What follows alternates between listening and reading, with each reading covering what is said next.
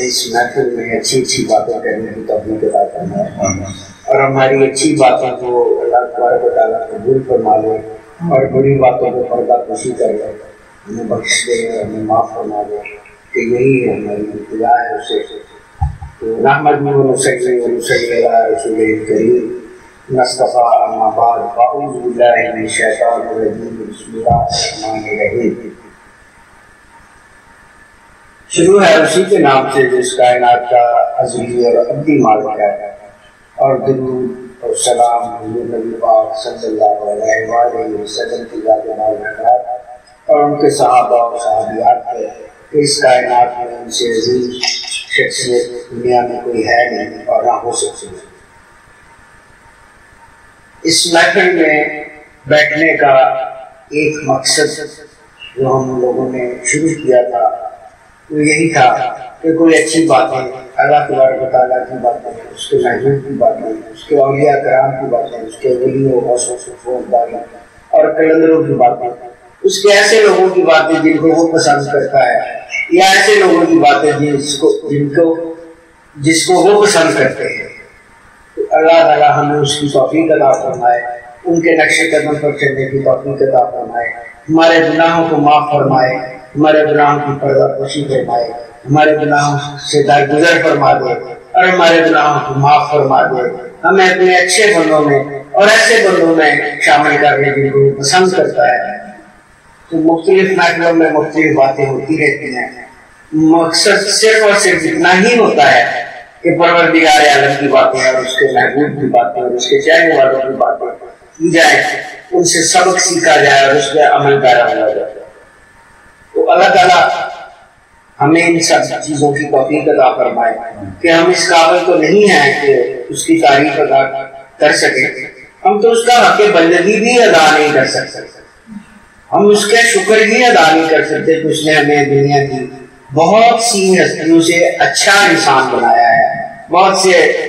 خوبصورت لوگوں میں ہمیں شامل کیا ہے، ہمیں رزق دیتا ہے، ہمیں اولادیں دیتا ہے، ہمیں آسائشیں عطا فرماتا ہے، اور اگر وہ یہ سب کچھ نہ کرے تو ہم اس کا کچھ بھی نہیں۔ تو ہمارے لیے لازم ہے کہ ہم لوگ ہر وقت اس کے آگے سر نگو رہے، اس کے احکامات پہ عمل کرتے رہیں، اس کے دیے ہوئے اسباق کو یاد رکھے اور اس پہ عمل کرنے کی توفیق عطا فرمائے۔ ہمیں اللہ تبارک و تعالیٰ نے ایک بہترین کتاب، ایک بہترین ضابطہ حیات اور ایک بہترین سے بہترین امت بنا کر بھیجا ہے کہ اللہ تبارک و تعالیٰ کے محبوب حضور میں پاک فرماتے ہیں کہ میں اپنی امت کی کثرت سے پہچانا جاؤں گا۔ تو آج 1400 سال ہو گئے ہیں نبی کریم صلی اللہ علیہ وسلم سے پیار کرنے والے اور اللہ کے دین پہ چلنے والے لوگوں میں دن بدن اضافہ ہی ہو رہا ہے، کمی نہیں ہو رہی۔ تو آج کا سوال جو خواجہ جلیل صاحب نے کیا ہے کہ ہمارے ہاں جو دنیا بنائی گئی اس وقت سے اب تک کتنے دین یا مذہب رائج ہوئے اور ان کی ترتیب کیا تھی یا ان کی توضیح کیا ہے، اس کی وجہ کیا تھی، کیسا ہوا؟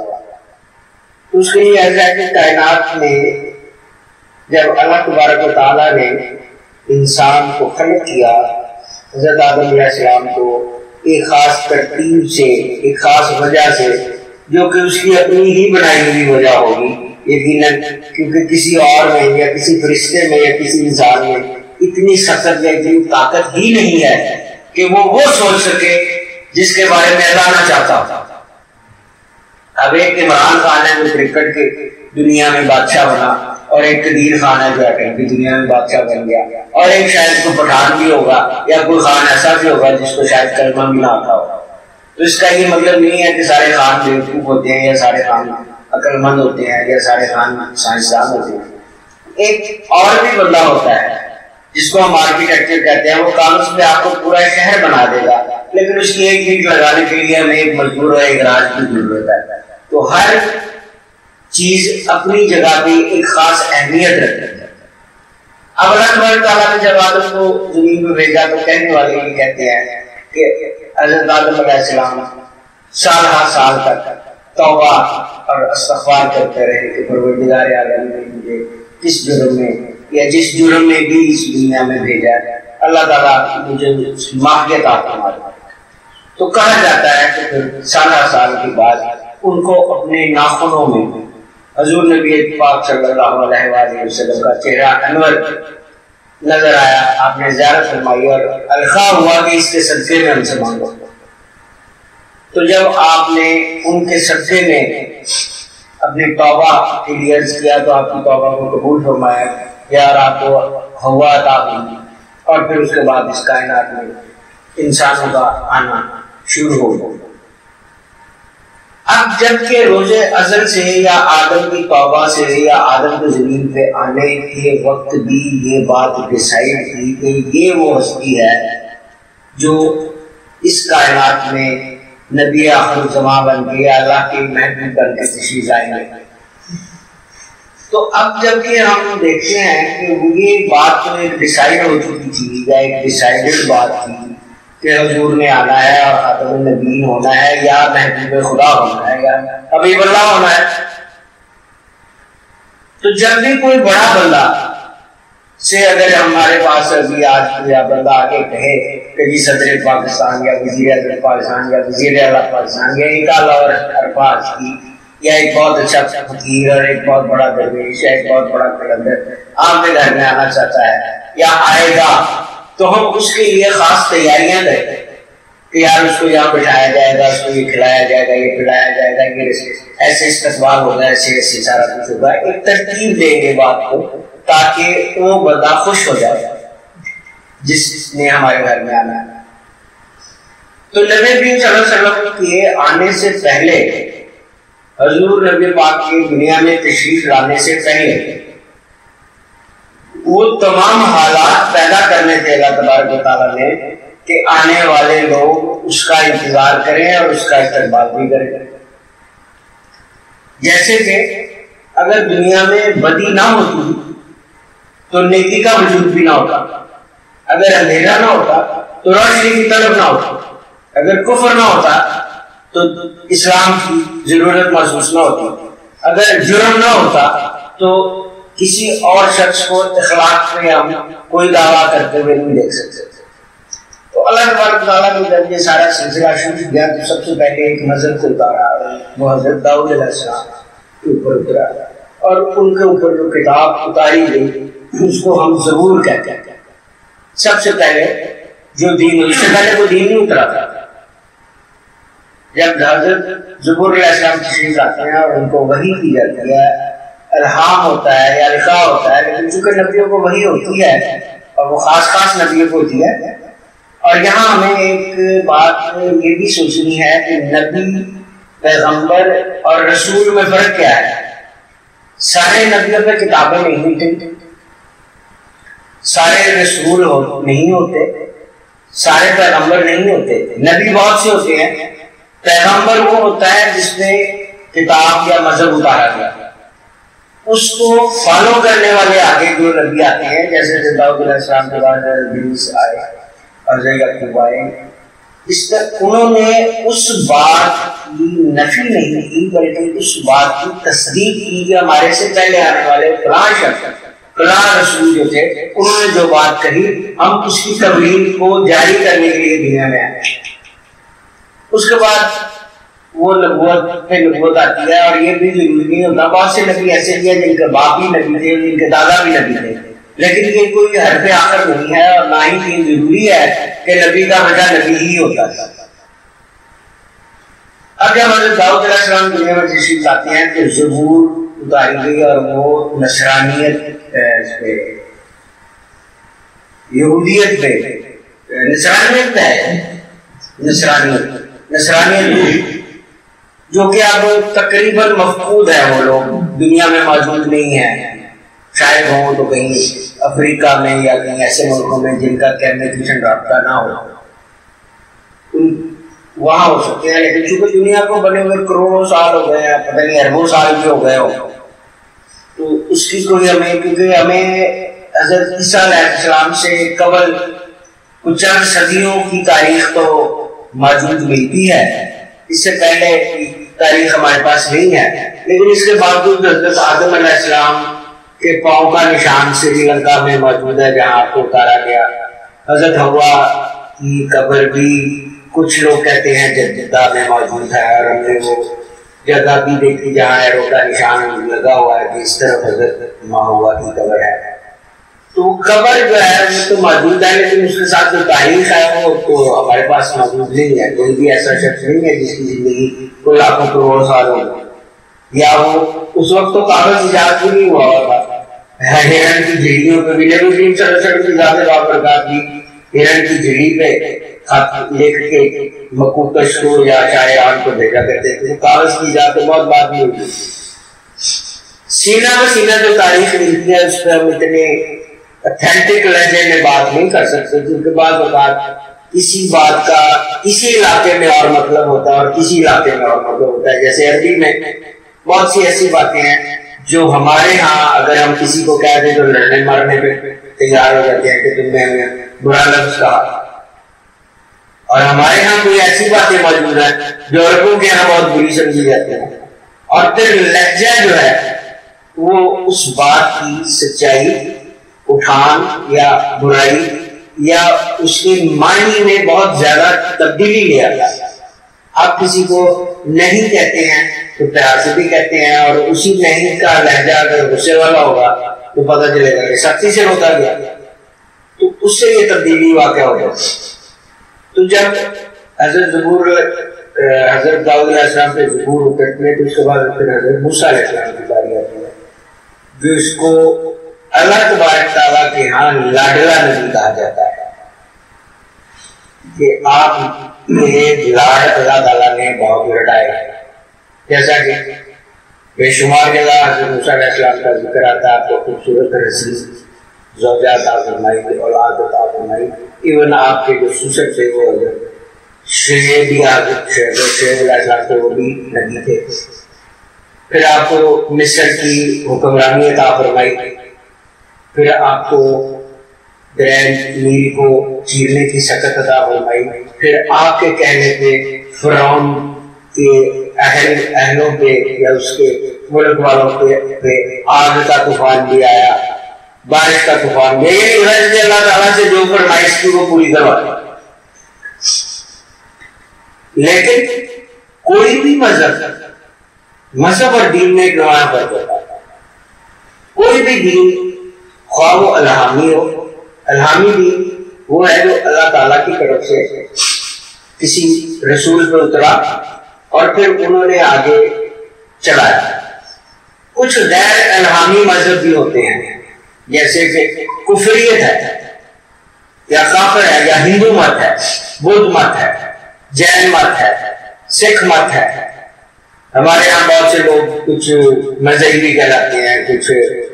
پرویزی سلسلہ بھی چلتا ہے، ایک وہ ذکری سلسلہ بھی آیا ہوا ہے۔ تو یہ مذاہب جو ہے الہامی نہیں ہے، الہامی صرف 4 مذہبی ہوئے ہیں: نصرانیت، یہودیت، عیسائیت اور مسلمان۔ اب جب موسیٰ علیہ السلام پہ یہودیت اتری اور لاڈلا نبی کہا گیا تو آپ سوچ نہیں سکتے کہ وہ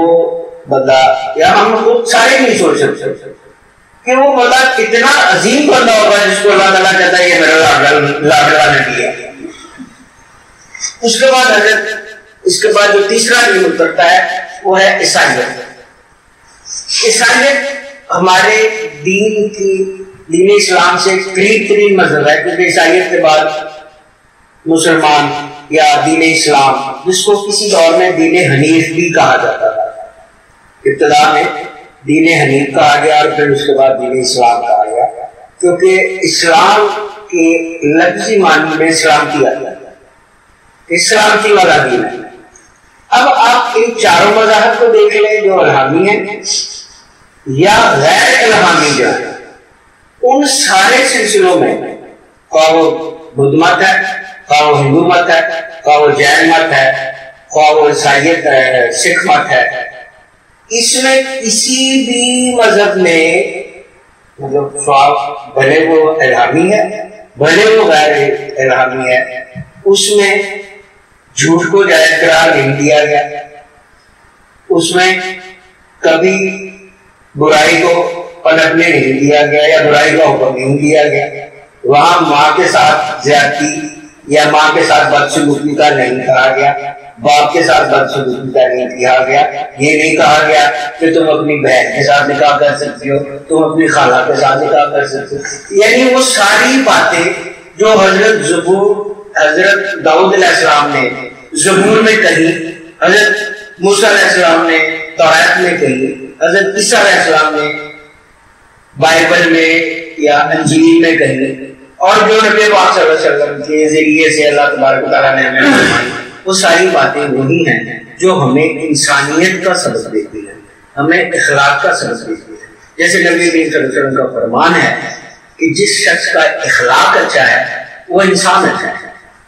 اب کوئی بھی شخص کسی کو اگر کوئی گالی دے کے بلائے گا یا اس کو برا بلائے یا یہاں تک کہ آپ کا جو نام ہے اس نام کو بگاڑ کے بھی بلائے گا تو آپ کو یقیناً اچھا نہیں لگے گا، لیکن اگر وہ آپ کے نام کے ساتھ خواجہ صاحب، شیخ صاحب، مرزا صاحب کر کے لگا دے گا یا آپ جناب کر کے لگائے گا وہ بہت اچھا لگے گا کہ اس شخص نے میری عزت کی ہے۔ تو کوئی بھی دین ایسا نہیں ہے جس میں کوئی ایسی بات جو اخلاقیات کے دائرے سے باہر ہے۔ یعنی ہم یہ کہتے ہیں کہ جی وہ سکھ مت والے کہتے ہیں کہ جی قتل جائز ہے یا چوری جائز ہے یا جھوٹ بولنا جائز ہے، ایسا نہیں ہے۔ اب یہ سارا کچھ ہوتا رہا دنیا میں، چوریاں بھی ہوتی رہی، ڈاکے بھی پڑتے رہے، برے کام بھی ہوتے رہے، اندھیرے اجالے بھی رہے، تنگیاں ترشیاں بھی رہی، خوشحالیاں بھی رہی۔ جیسے یوسف علیہ السلام کو جب نبوت نہیں ملی تھی تو اس وقت وہاں خوشحالی بھی تھی، جب نبوت ملنے کی قربت میں آئے تو قحط ساری پیدا ہو گئی۔ یعنی اللہ تبارک و تعالی حالات پیدا کرتا ہے اس ان کے لیے جس کو اس نے کہنا ہے اور فیکون ہونا۔ اگر جیسے حضرت یوسف علیہ السلام کی تاریخ یہ کہتی ہے کہ آپ کے والدین جو تھے، جو حضرت یعقوب علیہ السلام، حضرت ایوب علیہ السلام، ان کے بعد یعقوب علیہ السلام، ان کے بارے میں مطلب یہ کہا جاتا ہے کہ ان سے سافر بندہ ہی نہیں ملا۔ یعنی ایک وقت ایسا آ گیا کہ آپ کے جسم میں کیڑے، تو مقصد یہ کہ وہ حضرت یوسف علیہ السلام کے لیے حالات پیدا ہو رہے تھے کہ وہ وہاں سے چلے جائیں، گھرسین و جمیل تھے، باقی بھائی جو تھے وہ حسد کرتے تھے، تو ان کو مصر کی طرف دھکیل دیا گیا کہ جاؤ، اور پھر اللہ تعالیٰ نے اسی سارے ماحول میں آپ کو مصر سے حکمرانی دیا تھا فرمایا، اور پھر وہ بھائی بھی دربار میں آ گئے، پھر والد بھی مل گئے، پھر وہ اندھا پن بھی والد کا ختم ہو گیا۔ تو اللہ تعالیٰ وہ حالات پیدا کرتا ہے جس طرح کی اللہ تعالیٰ قرآن کریم میں ارشاد فرماتا ہے کہ جب ہم کسی امر کا ارادہ کرتے ہیں انما امرہ اذا اراد شیئا ان یقول له کن فیکون، تو ہم کہہ دیتے ہیں کہ ہو جا اور ہو جاتا ہے۔ یقیناً فسبحان اللہ بِیدہِ ملکوت کل شیء ولا یرجعون، کہ پاک ہے وہ ذات جس کی طرف سے لوٹ کر جاتا ہے۔ اب آپ گندم خریدتے، بھلے وہ 2 من ہو، 10 من ہو، 50 من ہو یا ٹن ہو، اگر اس کو بوریوں میں بند کر کے رکھ دیں گے تو وہ کبھی بھی نہیں بڑھے گی، وہ خراب ہو سکتی ہے، وہ بیمار ہو سکتی ہے، اس کو کوئی بیماری سے وہ ختم ہو سکتی ہے، لیکن وہ بڑھ نہیں سکتی۔ اب اس کو بڑھانے کے لیے، اس کن کو فیکون کرنے کے لیے وہ ماحول پیدا کرنا ہوتا ہے جس سے اس کا فیکون کھل کے سامنے آ جاتا ہے۔ اب کسی بھی چیز کا فیکون جو ہے، کن جو ہے وہ اس کے فیکون میں مضمر ہوتا ہے۔ جیسے کہ گندم میں اس کا کن مضمر ہے، اس لیے یہ بڑھے،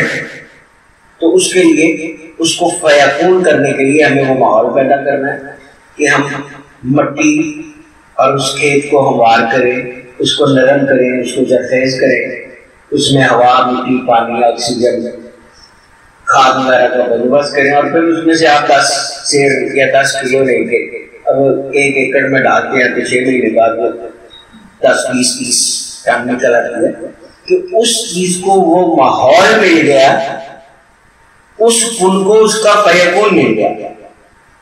مرد عورت ہے، ساری زندگی الگ رہتے ہیں، کبھی اولاد نہیں ہوتی، نہ مرد میں سے ہوتی نہ عورت میں سے ہوتی۔ جب قربتیں بڑھتی ہیں، فیکون ہوتا ہے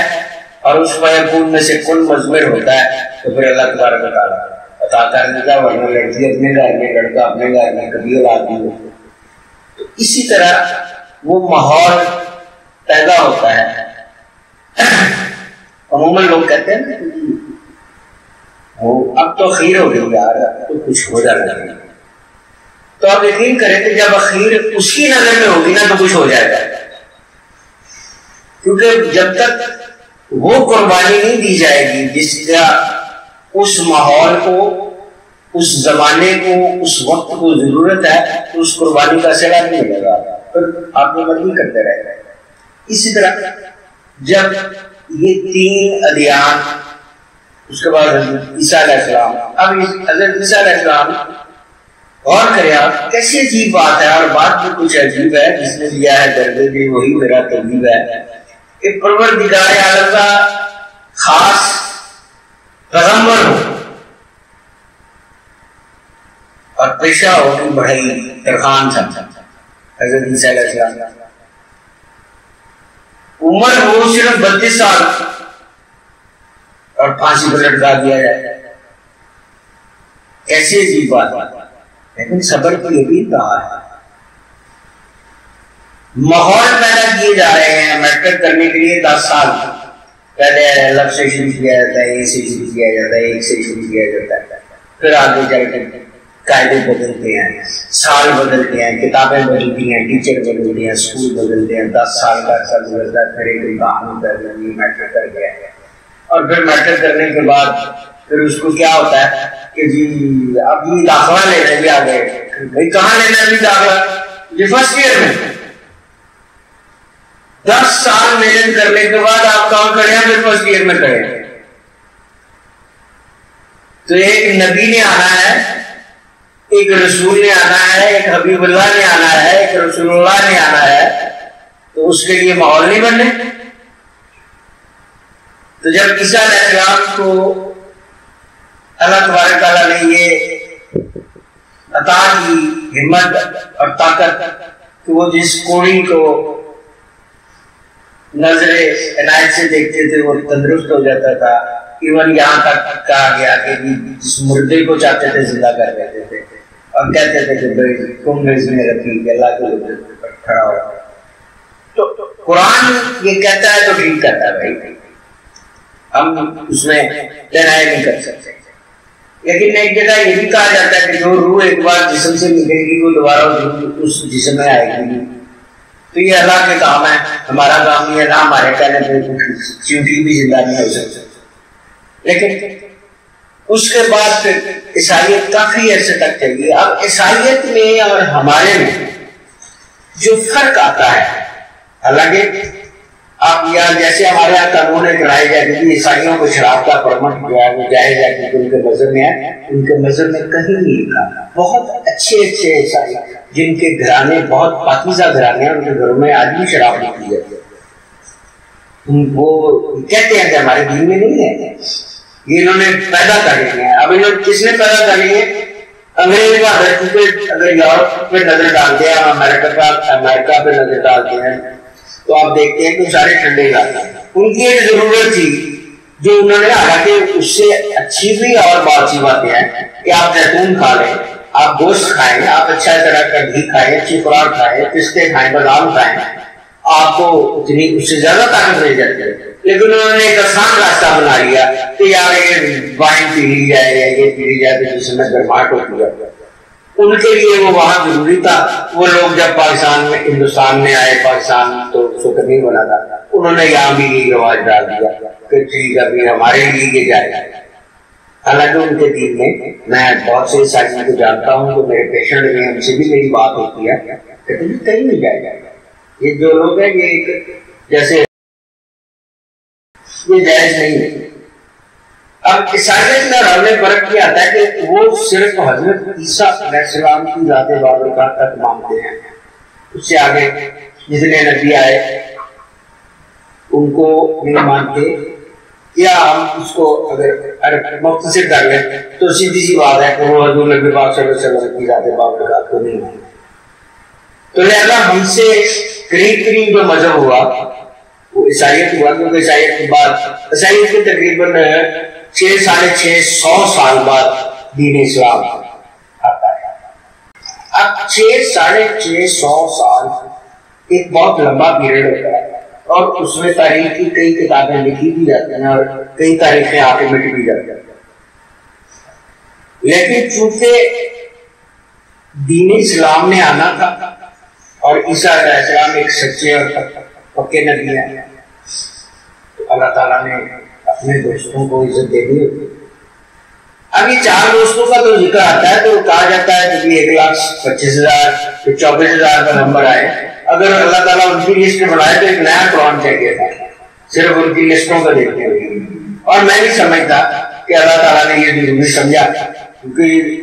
ہم اگر اپنے خاندان کے سارے سلسلوں کے نام شروع کر دیں کہ میرا باپ ہوتا، اس کا باپ ہوتا، اس کا باپ ہوتا، اس کا باپ ہوتا، تو اس میں ثواب والی کون سی بات ہے، اس میں اچھائی والی کون سی بات ہے؟ ممکن ہے اس میں سے کوئی بدتمیز بھی ہوگا، کوئی بد اخلاق بھی ہوگا، یہ بھی ہو سکتا ہے کہ وہ کوئی غیر مسلم بھی ہو، کیونکہ ہم تو ابتدا سے مسلمان نہیں ہوئے۔ اس کے بعد پھر دین اسلام آیا، اور دین اسلام جب آتا ہے تو آپ سارے جانتے ہیں کہ عرب جو ہے وہ انتہائی گمراہیوں میں تھا۔ خانہ کعبہ موجود تھا، جس کے بارے میں ہمارے یہاں ایک رائج ہوا کہ حضرت ابراہیم علیہ السلام نے اس کو تعمیر کیا، تو اصولی طور پہ یہ حضرت آدم علیہ السلام نے ہی تعمیر کیا تھا، انہی کی بنیادوں پر حضرت ابراہیم علیہ السلام نے اس کی دوبارہ تعمیر کی۔ اور اگر آپ گھروں کو دیکھتے ہیں تو قرآن کریم کہتا ہے کہ تم مشرق اور مغرب کی طرف منہ کر کے نماز پڑھتے ہو اور قبلہ کی طرف منہ کر کے نماز پڑھتے ہو، کیونکہ مشرق والوں نے مغرب کی طرف پڑھنی ہے، مغرب والوں نے مشرق کی طرف پڑھنی ہے۔ تو الگ الگ حکمت عملی دیکھیں اور اس کی استطاعت دیکھیں اور اس رب تعالیٰ کی وسعت عطا دیکھیں کہ خانہ کعبہ پوری زمین کے بالکل سینٹر میں ہے۔ یہ نہیں ہے کہ جب تو میل بھی رائج نہیں ہوئے تھے، کوئی پیمانے بھی رائج نہیں تھے، جب بھی اللہ تعالیٰ نے روز ازل سے جب دنیا بنی تو کہا کہ یہ میرا گھر ہوگا، تو وہ بالکل درمیان آیا۔ تو یہ کوئی عام آدمی کا کام نہیں ہے نا، ہم تو اپنا گھر بناتے ہیں تو 300 بار سوچتے ہیں کہ یار کچن کہاں بنانا، باتھ روم کہاں بنانا، اور کتنا بنانا، اور کیسے بنانا، اور کہاں بنائے گا۔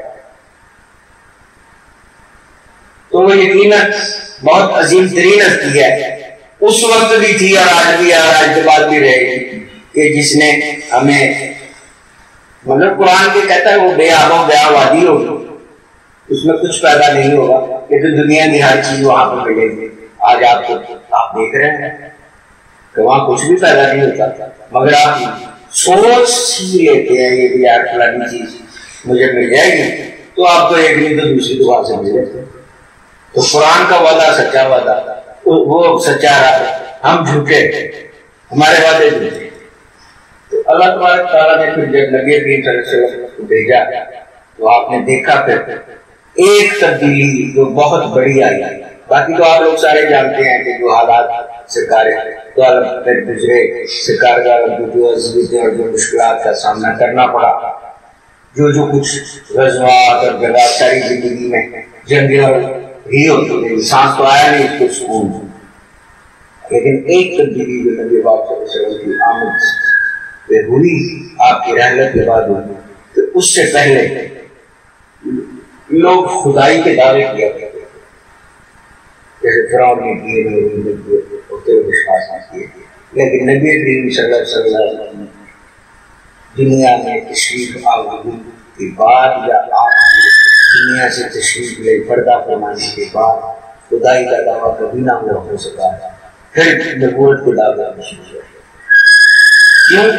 کہ نبی پاک نے اللہ تبارک و تعالیٰ کو اتنا اوپر لے گئے اور اپنے اعمال سے نبوت کو اتنا اوپر لے گئے کہ لوگوں نے یہ سوچنا شروع کیا کہ ہم تو نبی نہیں ہو سکتے تو اللہ کیسے ہو سکتے ہیں یا خدا کیسے ہو سکتے ہیں۔ تو یہ اتنی بڑی تبدیلی تھی، اتنی بڑی تبدیلی تھی کہ آج آپ اس کے ثمرات دیکھ رہے ہیں کہ آج بھی تو 10 20 15 سالوں بعد ایک اخبار کا خبر آ جاتی ہے کہ فلاں بندے نے نبوت کا دعویٰ کر دیا، تو پھر اس کے بعد اس کا جو حشر ہوتا ہے وہ آپ کے سامنے ہے۔ تو یہ تمام ادیان کو اگر اکٹھا کریں، ظہور میرا خیال ہے شاید 100 صفحے کی بھی نہیں ہوتی. انجیل 200-300 صفحے کی ہوگی، اس سے زیادہ نہیں ہوتی. بائبل کو انہوں نے بڑھا دیا ہے، وہ بھی اس سے زیادہ نہیں ہے. ان تینوں کتابوں کو جمع کریں تو آپ کو قرآن پاک مل جاتا ہے. کیونکہ قرآن کریم وہ کتاب ہے، یا اس سے پہلے انجیل یا زبور یا تورات وہ کتابیں ہیں جس کو پڑھنے سے آپ کچھ نہ کریں، صرف پڑھتے رہیں، آپ کو اس کا ثواب ملتا ہے. دنیا میں اور کوئی کتاب ایسی نہیں ہے آج جس کا تحفظ کا وعدہ اللہ تبارک و تعالیٰ نے خود کیا کہ میں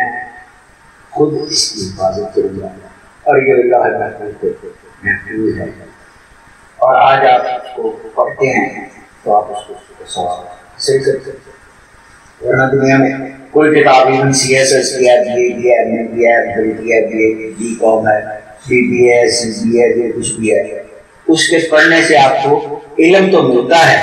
ثواب نہیں ملتا. ثواب کس حد تک ملے گا کہ جیسے نبی کریم صلی اللہ علیہ وسلم نے فرمایا کہ علم حاصل کرو، علم کے حاصل کرنے کا ثواب ملے گا. یہ نہیں ہے کہ آپ کسی سے کیٹ پڑھتے رہے اور آپ کو ثواب ملتا ہے. لیکن آپ نے قرآن کریم سے بسم اللہ الرحمن الرحیم پڑھی تو آپ کو اس کا ثواب اللہ تبارک و تعالیٰ نے دیا. اور اگر آپ نے اس کو اپنی زندگی میں رائج کر لیا تو اس کا اور ثواب ملا. اور اگر آپ نے اسی کو اور پھیلانا شروع کر دیا تو پھر اور ثواب ملا. اس پہ عمل پیدا ہو گئے پھر اور ثواب ملا. تو یہ سارے بیان کو اکٹھا کریں تو قرآن کریم بنتا ہے. اور تمام نبوتوں کو اکٹھا کریں تو فقط ایک ہی ذات ہے جو بنتی ہے، جس کو صرف اور صرف حبیب اللہ ہونے کا شرف حاصل ہے. کسی اور نبی کو حبیب اللہ ہونے کا شرف حاصل نہیں ہے. کسی اور نبی کو خاتم النبیین یا رحمت للعالمین ہونے کا شرف حاصل ہے. یہ صرف اللہ نے حضور نبی پاک کی. اور ہمیں شکر گزار ہونا چاہیے آگے کہ اللہ تبارک و تعالیٰ نے ہمیں اس کی امت میں پیدا کیا. ہمیں کسی عیسائی گھرانے میں، سکھ گھرانے میں، ہندو گھرانے میں پیدا کر دیتا تو ہم کیا کر سکتے تھے؟ کچھ بھی نہیں کر. اب ہم آتے ہیں اس کا کچھ نہیں کر سکتے، مسلمان ہوتے ہوئے بھی کچھ نہیں کر سکتے، لیکن اتنا تو کر سکتے ہیں کہ ہم اس کے آگے جھک جائیں، اس سے معافی کی طلب کر رہے ہیں، اس سے اپنی خواہشوں اور دعاؤں کو منوانے کے لیے ضد بھی کریں، اس سے التجائیں بھی کریں، اس کو واسطے بھی دیں. تو وہ کرم کر ہی دیتا ہے، تو ان پہ بھی کرم کرتا ہے. میں اس کو نہیں مانتا، اس کو محمود کو نہیں مانتا. ہمیں تو یہ شرف حاصل ہے کہ اللہ تبارک و تعالیٰ ہمیں اپنے محبوب کی خدمت میں رکھتا ہے، رکھا ہوا. تو یہاں تک تو آپ کے سوال کا جواب ہو گیا. دھوکے والی بات ہے کرتے ہیں، ادروائز